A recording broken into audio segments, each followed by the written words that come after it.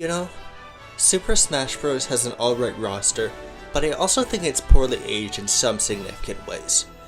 Except it's kinda circled around to just being timeless due to the sheer staying power of the brand Super Smash Bros. For example, Captain Falcon. The dude was like barely seen outside of his car at all, and him being in every single Smash game is strange if you look at it objectively. Of course, that's not to say Captain Falcon should be cut. I couldn't be tortured into saying something as sacrilege as that. I'm just saying Smash has had a huge influence on itself in an odd sort of way, and if it was made today, God knows it would be different. So different. That got me thinking it'd be interesting to explore a situation like this, and to do a project where I show how I think Super Smash Bros. Should be made if it came out today, going through the roster, stages, and anything else I might come up with. For who gets in, I'm going to be determining it with mostly what I think would be the most fun and the best at representing Nintendo as a brand, while still being able to get a coherent moveset out of it. But I'll still try to keep it realistic as to what Nintendo would actually allow. So basically, I'm pretending I'm in Sakurai's shoes, and Nintendo will and can say stuff like, ほら、私たちはすってはっくんのことさえ覚えていないのよ。彼を追加することはできません。to prevent my own devious machinations. The thing is though, I'm gonna try my best to sort of forget Smash actually exists in our timeline. Obviously I'll remember basic stuff like how the game actually plays, but I want this to feel like it's actually from scratch. So if Smash had a really neat pick that I think I would never have in a million years thought of on my own, they probably won't get in. So no Mr. Game & Watch. That reel was kinda just here to explain his absence. But also, I'll just say this up front. Of the 10 series represented in the original Super Smash Bros. For Nintendo 64, 3 of them are just cut from playable representation completely. I'll get into why later, cause I don't think they're bad choices, but their fighting styles are a little bit unorthodox, and I don't think the chances of me, or most devs in the modern day, coming up with them in a vacuum would be that high, so they're not here. I'll talk about specifically what they are and why later on. No non-Nintendo characters will be added for this game, and I'm going to start with 25 characters. Why? It's a good, sizable, but not too sizable number, and it gives plenty of room for what I want to do here. That's literally it. DLC will come in this video too, and unless I say otherwise, just assume most characters fight basically the same way they do in the original game. I've got like tons of things to do in this video, so I don't necessarily have time for literally everyone's moveset. I'm also gonna just kinda sidestep the issue of Smash not being a thing in this timeline, and pretend all of its influence is still here. Fire Emblem is localized, and other platform fighters exist too, as examples. It would be cool to explore an alternate universe like that, but it's way too much for the scope of this video. That's about it for the time being, so let's get into the first 4 characters I want to unveil for Super Smash Bros. Open bracket 2024 close bracket.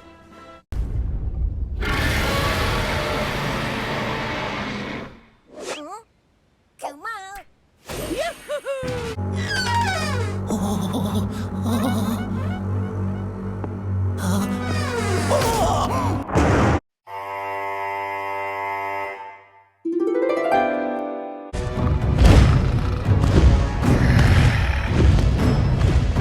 Mario's gonna get a lot of stuff in this roster, as is obvious, and its first 4 characters are Mario, Peach, Bowser, and Luigi, as is obvious too. I think we've got enough room to add the whole quartet to represent core Mario stuff. Luigi might have a bit less of his Smash weirdness, like the green missile, and him and Mario would probably have some of the weird tonal stuff washed away, so Mario would be so goddamn angry all the time for no reason. Bowser would also act like his actual self too. Jesus, what is it with Mario characters and not acting like themselves in Smash? Peach could have light hints of that new Peach game in her design, and maybe incorporate Toads a bit more, but that's just a personal preference thing. Now, these aren't the only Mario characters to be here because, as you presumably know already, Smash has some Mario characters who are considered part of their own series due to their leading roles in spin-off games.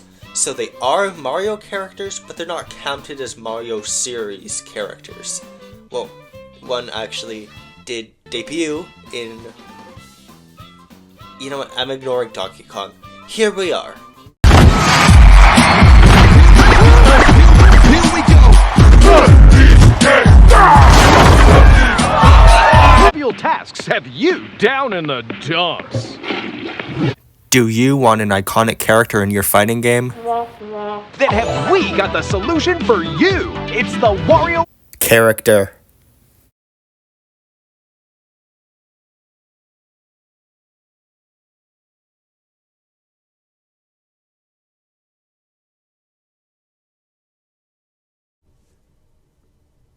Donkey Kong, Wario, and Yoshi. It's with hesitancy I unveil all these characters at once, because who am I fooling?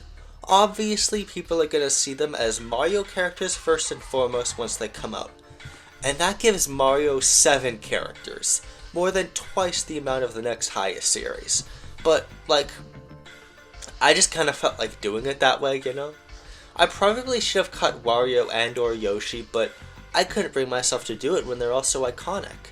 And I do think Mario has enough massive spin-offs to justify this. Like, Yoshi's Island is a way bigger deal than any Pokemon spin-off, besides maybe Pokemon Go. Anyways, DK and Wario would likely have either exactly the same or 100% completely different movesets from Smash. I honestly do not know which. Who's actually doing the movesets anyways? Well, okay, let's say Sakurai is the director, but he secretly has no ideas, and needs one random guy from across the world who doesn't even speak Japanese to help him. So, I get to come up with Smash's characters, and he makes the movesets. Yeah, that seems reasonable. Yoshi would probably be the same as our timeline, but with a non-melee referencing Final Smash. Make him turn into the Yoshi Copter, that seems like the thing they'd do. Wario is still in his biker design just because WarioWare is much more prevalent and popular than Wario Land these days, but I love both series equally. Our next two batches of characters will be parts of arguably the other two biggest Nintendo franchises, if you forget Animal Crossing exists. So here's the first.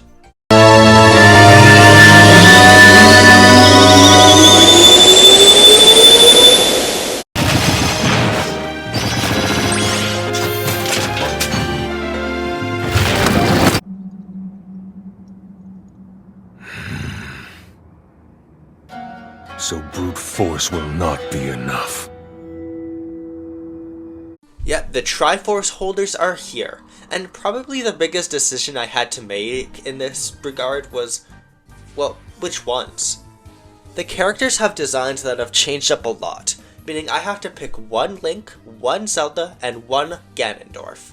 In the end, I gave Link his Ocarina of Time design, Zelda her A Link to the Past / A Link Between Worlds / the box art of Zelda the One of Gamelon design, and Ganondorf his Tears of the Kingdom design.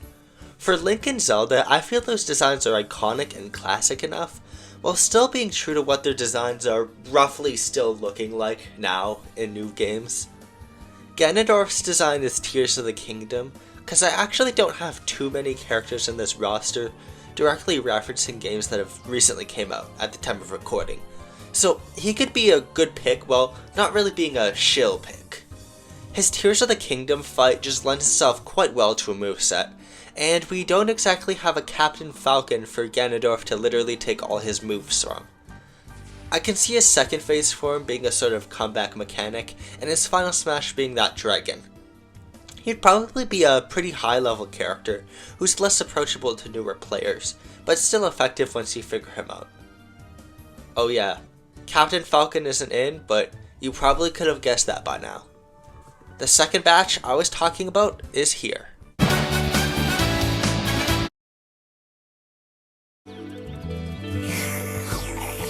Okay, let me explain. I added Pikachu, I added Mewtwo, they're the big boys, but with Pokemon, I think I'm allowed one character to be an unexpected one when I have those bases covered. So I'll pick Beware. Beware's decently popular, I guess, but I picked him mostly to have more grapplers or just heavyweights on the roster. I don't even have that much of a connection to Beware. He's not like my favorite Pokemon or anything. Sometimes I just think random stuff is what Pokemon merits. I mean that affectionately, by the way. Anyways, I realize now that I've been trying to segue into the next characters, but the Challenger approaching screen already exists, so I can just use that and...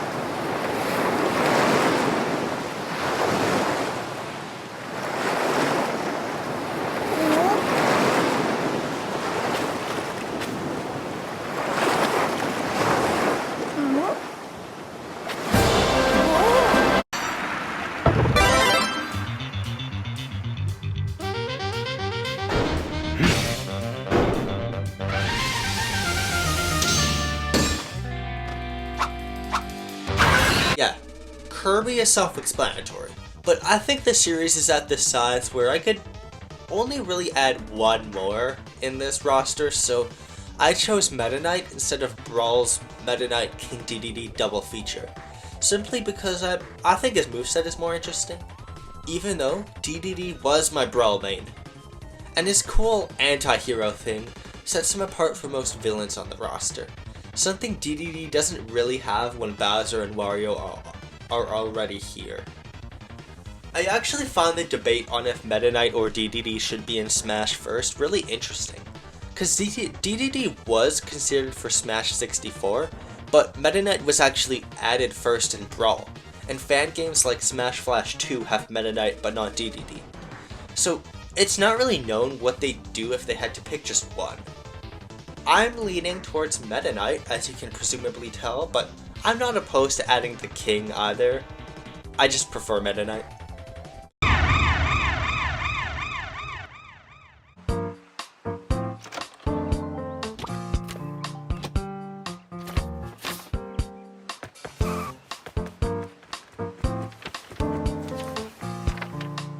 I alluded to this earlier, but Villager. Animal Crossing's massive. Of course it would get here.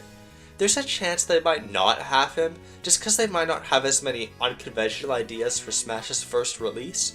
But I'm Sakurai's idea guy now, and I say make some, damn it! I hope this power doesn't go to my head. That chance of him not getting in is really slim anyways, because it's Animal Crossing. Our next two characters will be some of Nintendo's classic NES characters, starting with...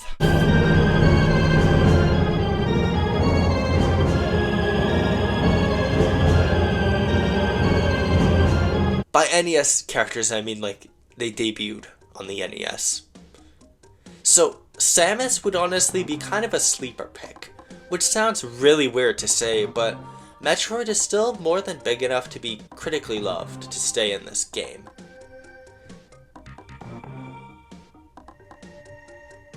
She would probably use the classic orange power suit as her default, and her parry from Metroid Dread would probably be in some sort of smash attack. There might be a little bit of the Eons in her moveset, but it's not really that needed.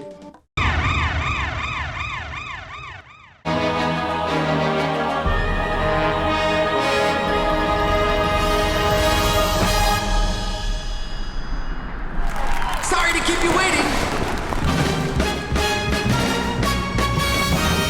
Another 80s character, Pit would be much more of an unexpected choice, since he isn't as used anymore, but he's still an iconic character, and hey, he was in the Mario movie technically. He would take his appearance and mannerisms and moves mostly from Kid Icarus Uprising. Let's introduce the Character. Ring Fit Adventure. Yes, this was the best I could come up with. There are not that many hype shots of the girl from Ring Fit Adventure. So, did you know that Ring Fit Adventure is the 11th best-selling Switch game? Yeah, this isn't that unexpected, okay? I'm not familiar with Ring Fit Adventure, but her stretches and moves could easily fill a moveset. There might be some superficial connections to Wii Fit Trainer of our timeline, but I think the characters are different enough. Also, they could switch between male and female variations of the character. And yes, I'm calling this character Ring Fit Adventurer. I'm not saying Ring Fit Trainee.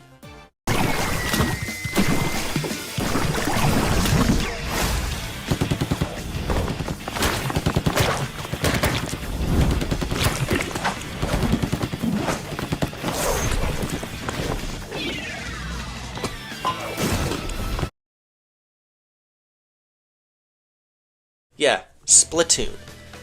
I always associate the Splatoon series with New Nintendo, even though it is a pretty well-known and established series, and it gets pushed by them a ton, to the point that, yeah, I think you could have 2 characters instead of 1. Inkling is self-explanatory, but then I chose Squid Sisters as a duo fighter. I'm not a fan of Splatoon by any means, I haven't even played any of the games, but I do know that the sisters and idols in general are a big part of it, and I think a duo fighter who attacks by dancing and stuff would be pretty unique and interesting. So yeah, Inkling with boy and girl forms, as well as Callie and Marie.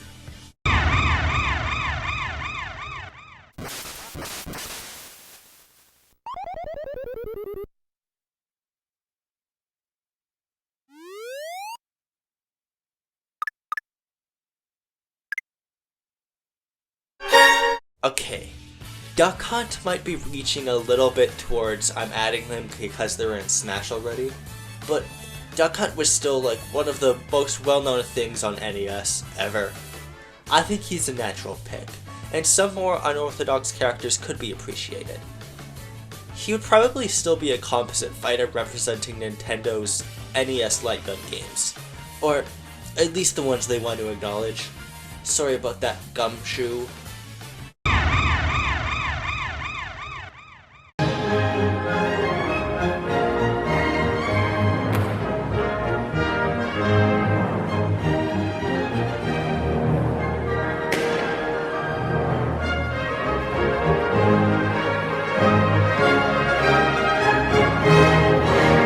Xenoblade Chronicles 3 is another game I have zero experience with since I've only played the first one.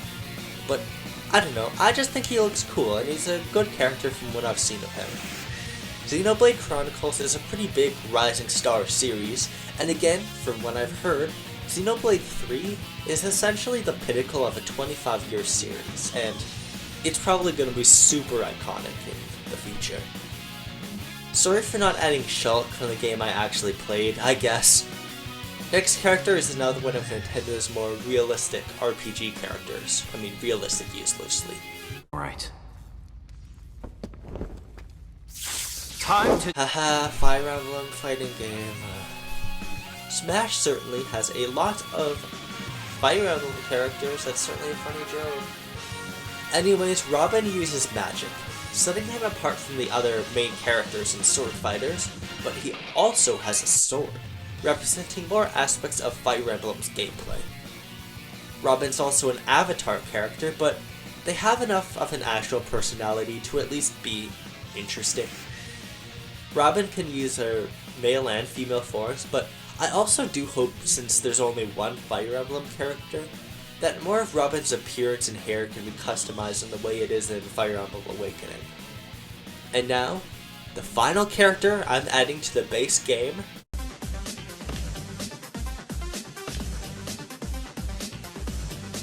Okay, this is a little complicated. The Mii would of course be customizable, but with this limited space, I'm not gonna split it into 3 characters. I'll just make Mii's moveset more customizable, with elements from all 3 Mii types, and give them a more unique collection of moves.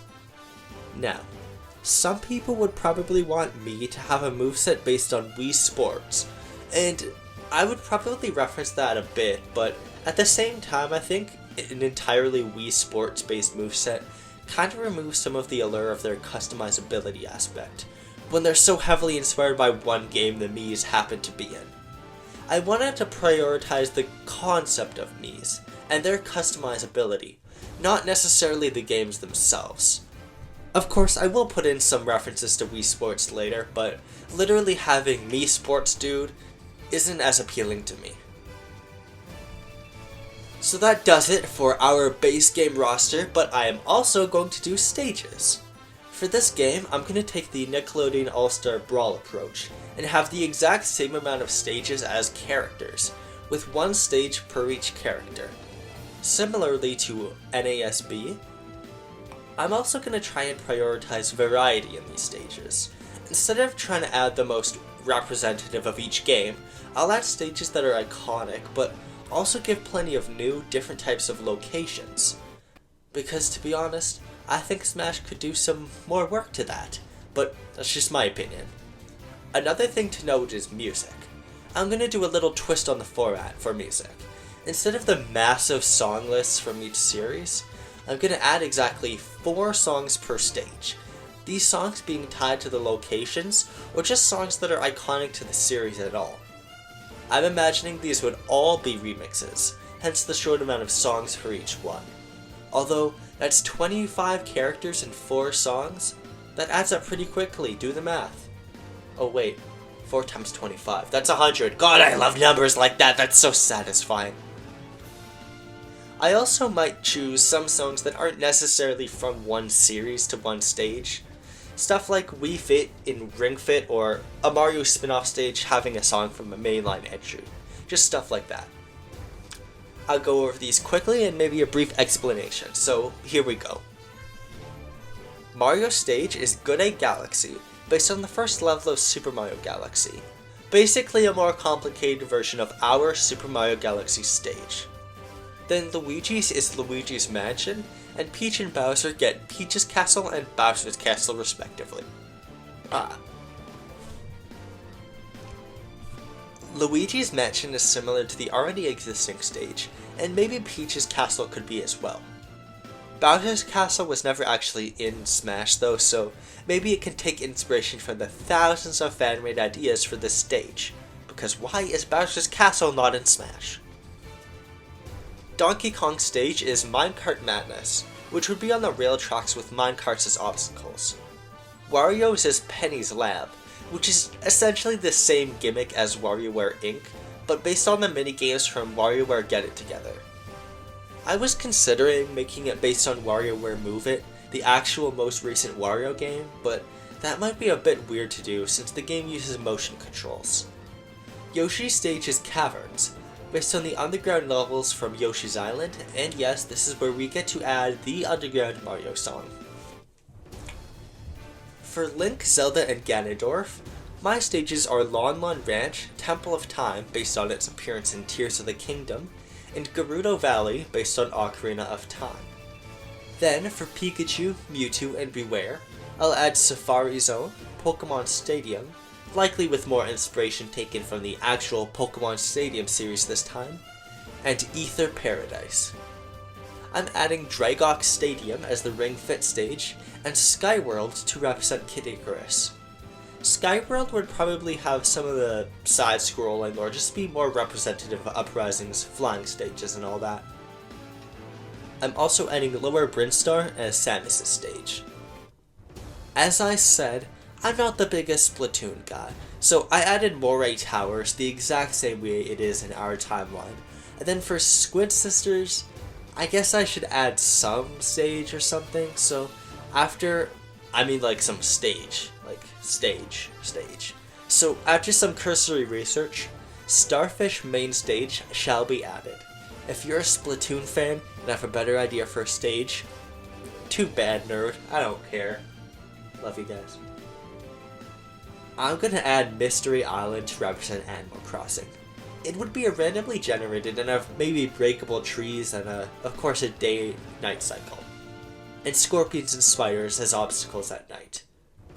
Duck Hunt stage is Hogan's Alley. I just think that would be more interesting than a stage based on Duck Hunt itself for pure variety's sake. Arena Fearox, as it appears in Smash 4, will be chosen for Robin, and then, oh god, what do I pick for Xenoblade Chronicles 3? Well, I did some research for locations people want as stages, and I chose Erythia Sea as the stage. Cause, I mean, I have some islands, but there aren't any boats. Variety's great. I just think it looks pretty as well. And yeah, the final stage is Woohoo Island. I mean, of course. It's basically the same as the already existing stage.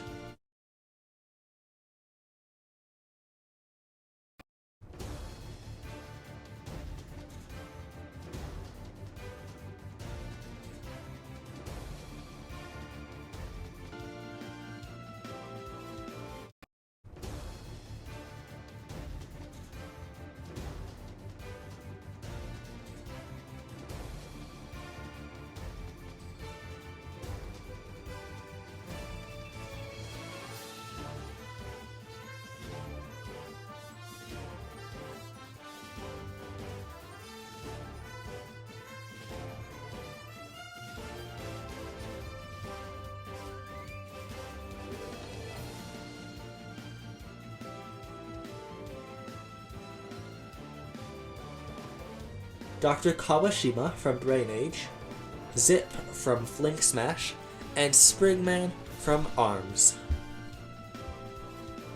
So, I should probably talk about the lack of Star Fox in this game, huh?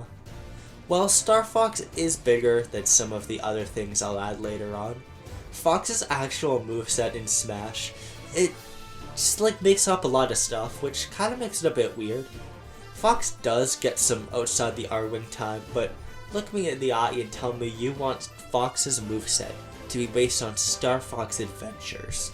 So, I guess Fox could happen, but not really enough to make him a priority. Similar to the Nexus's trophy, Ness's Party. Earthbound was another series that started on Smash 64 that I wanted to include, but the actual playable representation was odd.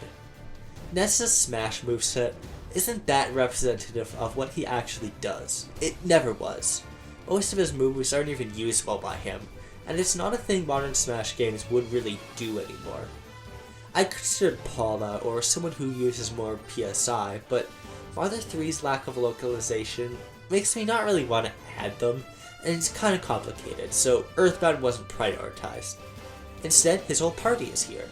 Ness, Paula, Jeff, and Pooh would basically attack with that PSI or attacks from their games. All sorts of PK Fire, bottle rockets, and whatever Pooh does. So that's why those two series aren't here. The game itself would likely have the aesthetic of Smash Ultimate, but for the first entry, I honestly think it would be fun to have an aesthetic more reminiscent of the first Smash games.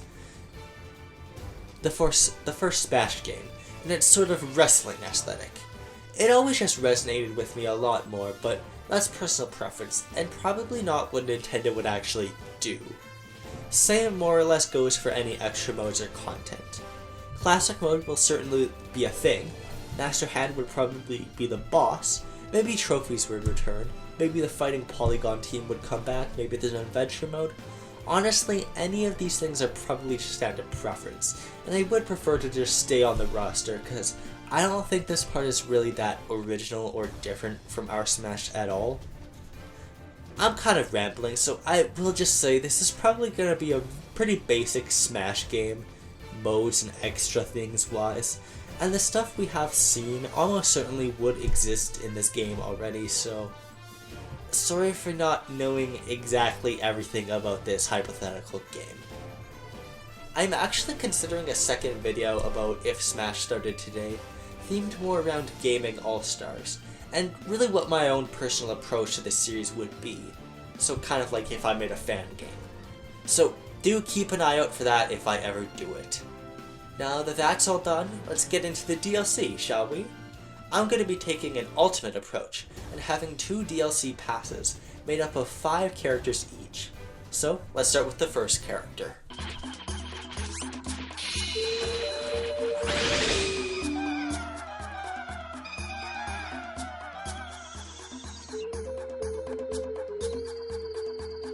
Olimar from Pikmin.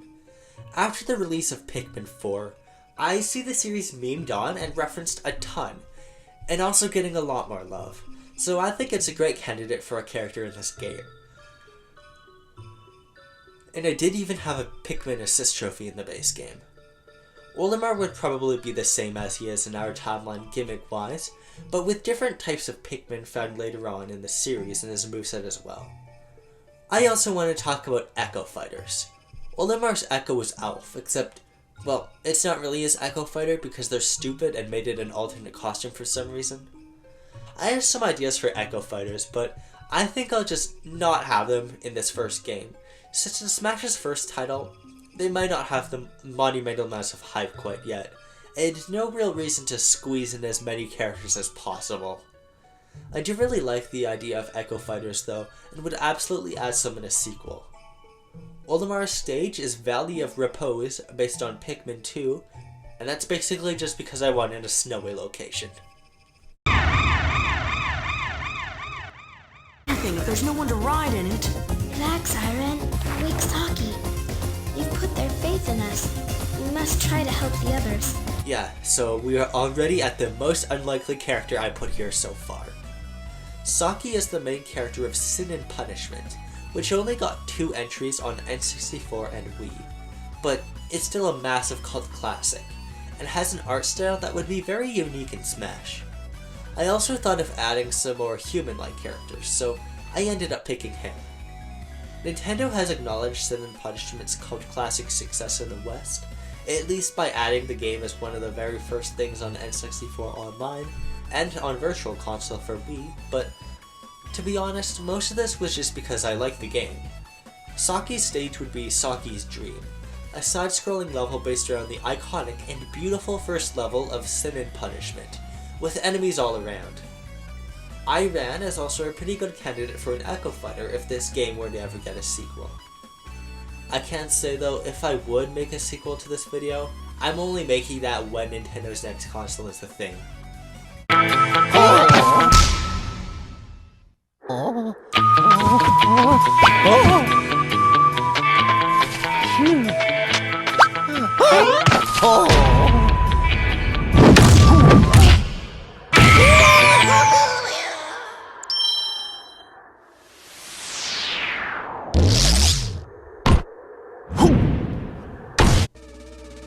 Gotta finally rectify my past mistake and add King Dedede.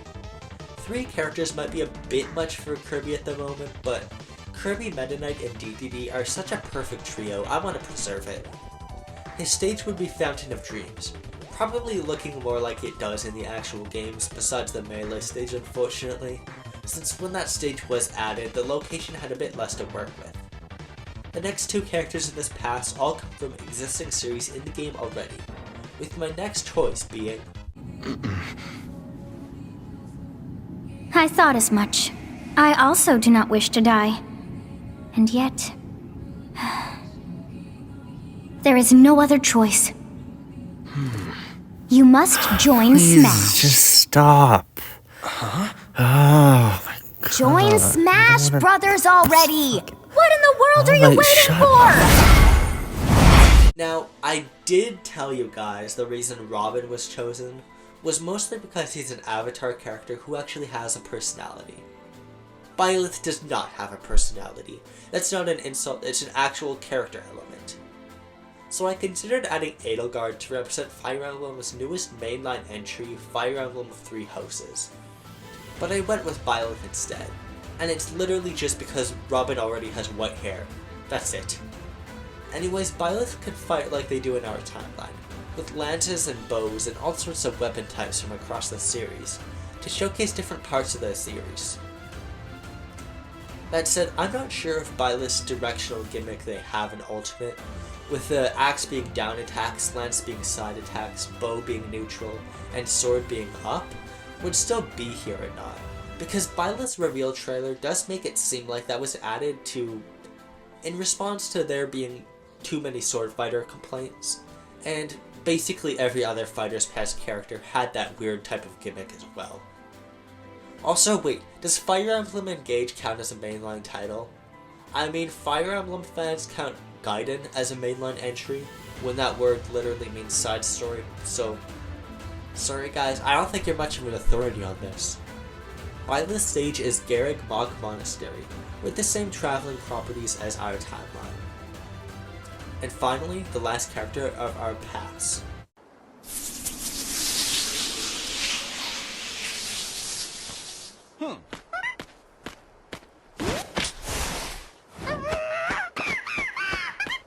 Diddy Kong. Like I said before, we can't fool anyone at this point by calling Donkey Kong its own separate series from Mario. But I do think it would go a long way to make people think of these series as differently if we introduce another character from one of these spin-offs, and one who actually debuted in a spin-off. Who better than Diddy? Basically more of a hero than the franchise's namesake on the SNES and Game Boy games.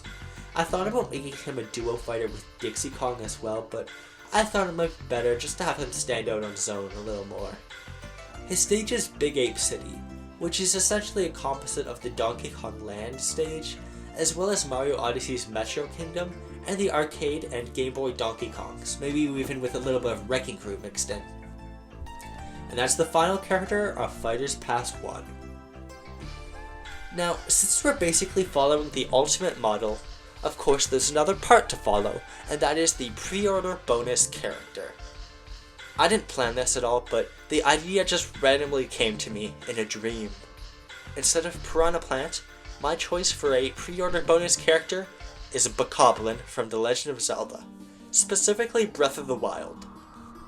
And Tears of the Kingdom as well. I just think Breath of the Wild's Bokoblins are iconic enemies, because they have tons of random stuff they do, and they're just so much fun to fight in that game. They can throw rocks, use all sorts of weapons, maybe get other types of enemies in there for attacks, and a Talus for the final smash. Maybe classic explosive barrels could be used somewhere too. I just think it's fun, even if a Goomba or Piranha Plant might be a more iconic character. Character in quotation marks. But Zelda's only got 3, and I don't have any planned for DLC, so sure, Bokoblin. I never started talking about Mii costumes here, cause god, that's a ridiculous amount of characters, I'm not doing that. But for the second pass, I guess a Mii costume based on Ness would be a fun choice, since Nintendo loves to withhold Earthbound since it's so popular. That was a joke. It's bad when Nintendo does it, but Ness is still my choice. Now that that's taken care of, let's get into the second DLC pass. So Fighters Pass 2 starts with 2 new series again, which is a pattern I didn't intend to do, but it worked out pretty well. Our first character is Punch-Out's Little Mac. Honestly, the fact that it took 4 games for Little Mac to be added to Smash is ridiculous. Not only does Punch-Out give us some of the most beloved NES, SNES, and Wii titles, he's also a boxer. Oh my god, that's a type of fighting! A fighting game archetype even. Yeah, Little Mac has to be here. His stage would be World Circuit, just like Boxing Ring but with a less generic name. Oh wait, what would the Boxing Ring titles be for the new characters? I mean, we've got Ring Fit Adventurer, Squid Sisters, Beware, Noah, and Saki, so comment with their Boxing Ring titles would be if you got any ideas. I got nothing. Strategy you're thinking of replacing it with, and the replacement for that. I am Warfare Incarnate. The best you can do is choose a maneuver that might briefly postpone your defeat. You know, I haven't had that many weird picks. I live for weird picks, so here's one now. Sturm from Advance Wars. Advance Wars is a really successful series in the West, but the actual main characters just don't feel like they have that much original moveset potential, since most of what they do is command troops. It's possible, but a bit unorthodox, and I could see Andy or Sammy for sure, but then I have another idea. Sturm is a super iconic villain. He's ruthless and cunning and an absolute monster. In a game with multiple evil forces, he's clearly the biggest bad guy. He could attack by summoning his own forces, or just by using heavy weaponry, something that might fit with him better than a protagonist in my opinion. Of course, he would have to have an absolutely massive meteor attack, presumably as his final smash. Sturm is also banned in Advance Wars competitive play. Yes, Advance Wars competitive play is a thing, so pay to win! His stage is Battle, a side-scrolling stage based on the battle scenes from the Advance Wars games, with shifting backgrounds.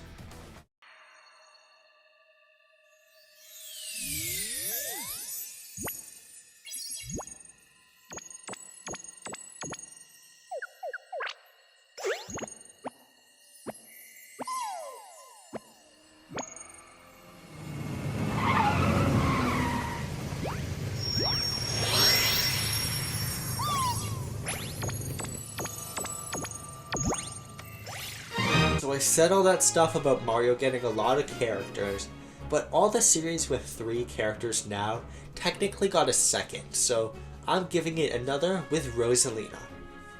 Rosalina is a mainstay in every new Mario spin-off and even some mainline titles. She's still in a unique position though, being so comparatively new. So I think she would be an obvious pick, but also somehow not obvious at the time, like an, oh, her? Kind of character, you know? Me being able to add Rainbow Road as a stage and it working perfectly is a big reason I added her though. I mean, come on.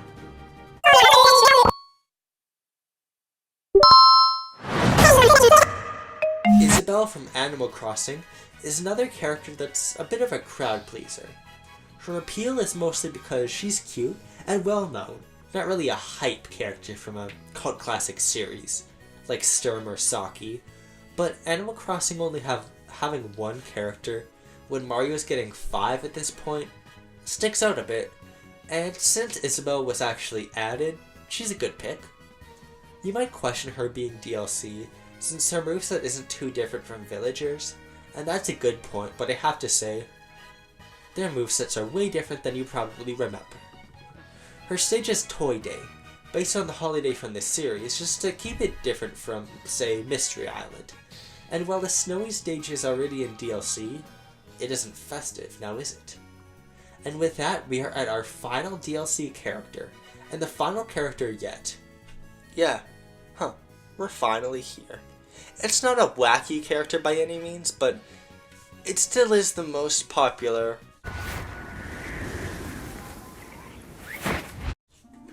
Pokemon. The most popular Pokemon. It's Greninja. Yeah, it's Greninja. The single most popular Pokemon. Look it up. I don't think I need to explain it, but he's here. I'm actually pretty pleased about the fact that I got to give Mario, Pokemon, kinda Zelda, and the big Nintendo series at the same... And all the big Nintendo series... And all the big Nintendo series, some more representation, at the same time as some weirder stuff. Greninja is a mildly surprising but still pleasant choice for the end of Super Smash Bros. Open bracket 2024 close bracket. His stage would be Lumio City, which I probably should have just added like whatever his I don't remember what the Kalos stage is called. Not Pokemon League, the like spiral. But I don't remember what it's called, but I probably should have added it. I just prefer like a ground level Lumio City itself, so I added that. Here are all the music And here are all the music tracks I picked for the stages. In the end, the way you celebrate something like a game company is always going to be a bit biased by modern sensibilities and tastes, or just by what's out, which is why this roster is so different from our Smash. It's just been fun thinking of this alternate timeline, and trying to represent all sorts of different sides of the company, and seeing how much stuff would reasonably be different in this new Super Smash Bros. We'd obviously never know how this would happen in real life, and honestly, I might not have even changed as much as Nintendo would really do in this timeline, but I hope this was interesting and fun for you as well. Like I said before, I'd absolutely love to do a follow-up to this, and even make it a tradition, but that will have to wait till Nintendo has the next console out, and enough time has passed so that there's some differences between how Nintendo would be then. As a reminder, our final roster is 36 characters, those being Mario, Luigi, Peach, Bowser, Rosalina, Donkey Kong, Diddy Kong, Wario, Yoshi, Link, Zelda, Ganondorf, Bokoblin, Pikachu, Mewtwo, Beware, Greninja, Kirby, Meta Knight, King Dedede, Duck Hunt, Ring Fit Adventurer, Noah, Robin, Byleth, Inkling, Squid Sisters, Villager, Isabelle, Samus, Pit, me, Olimar, Saki, Little Mac, and Sturm. I also have a total of 36 series represented. Mario, Donkey Kong, Wario Land, WarioWare, Yoshi, Ring Fit, Metroid, Kid Icarus, Zelda, Pokémon, Splatoon, Xenoblade Chronicles, Animal Crossing, Fire Emblem, Kirby, Duck Hunt, Wild Gunman, Hogan's Alley, Super Scope 6, Wii, Pikmin, Sin and Punishment, Punch-Out, Wars, Mario Kart, Luigi's Mansion, Pro Wrestling, Mario and Luigi, Game & Watch, Balloon Fight, Star Fox, Earthbound, Custom Robo, Golden Sun, Drill Dozer, Brain Age, Fling Smash, and ARMS. With all that said, thank you so much for watching, and I'll see you later.